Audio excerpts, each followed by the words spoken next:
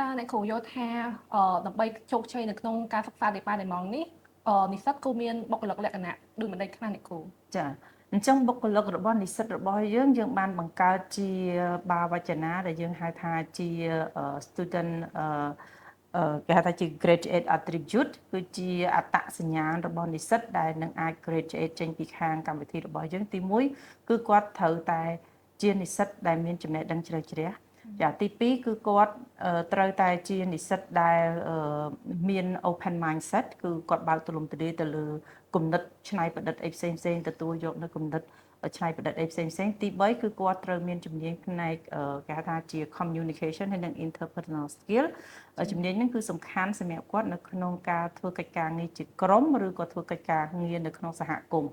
ហើយនឹងចំណុចទី4ហ្នឹងគឺគាត់ត្រូវមានភាពតស៊ូដែលយើងហៅថាជា resilient ដោយសារតែកម្មវិធីរបស់យើងមិនត្រឹមតែបំពាក់ឲ្យកូនសិស្សរៀននៅក្នុងថ្នាក់ទេគឺយើងមានការចុះទៅក្នុងមូលដ្ឋានដូចជានៅក្នុងសហគមន៍ឬក៏តាមរោងចក្រឧស្សាហកម្មយើងត្រូវទៅ internship ហើយនឹងការធ្វើការស្រាវជ្រាវហើយនឹងចុងក្រោយនិស្សិតគឺត្រូវតែមាន ethic មានន័យថាគាត់ត្រូវមានក្រមសីលធម៌វិជ្ជាជីវៈរបស់គាត់តាក់ទងជាមួយនឹងជំនាញនិង specialization ដែលគាត់បានជ្រើសរើសចា៎